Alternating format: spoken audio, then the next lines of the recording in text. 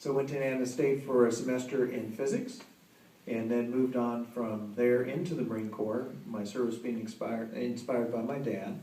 And so I joined up, and that was in December of '74. I got out of the Marines in December of '77. And the interesting story is how I ended up here is that I was one of those unfortunate souls whose parents moved and didn't tell them.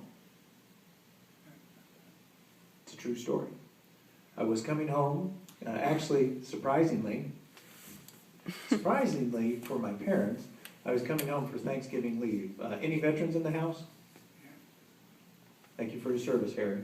Well, it's called being a short timer when you're almost getting out, and I was going to get out right before Christmas, and this was November, the end of November for Thanksgiving, and I had duty because the guys that had to be in there longer got to go home.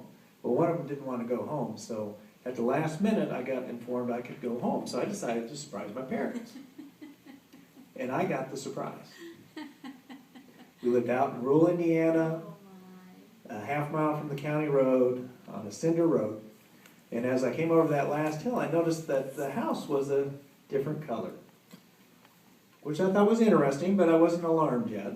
So I knocked on the door because I was expecting Mom to come, and so of course she would cry because I was home from the Marines, and she would just be very happy. And unfortunately, a strange-looking man answered the door. And I said, "Who are you?"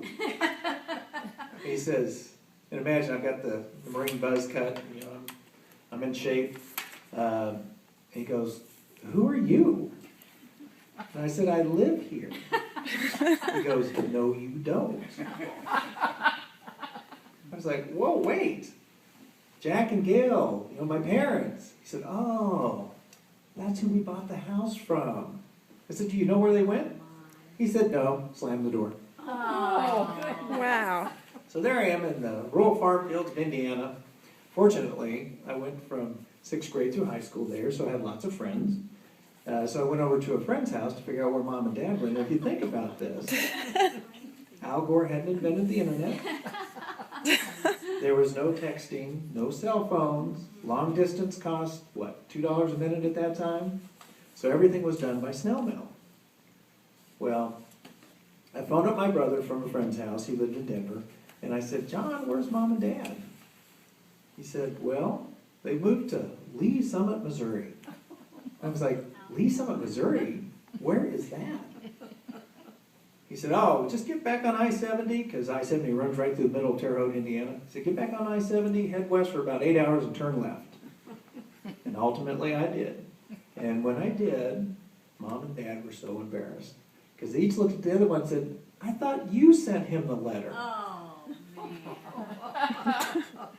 So ultimately, that's how I ended up in Lee Summit, Missouri.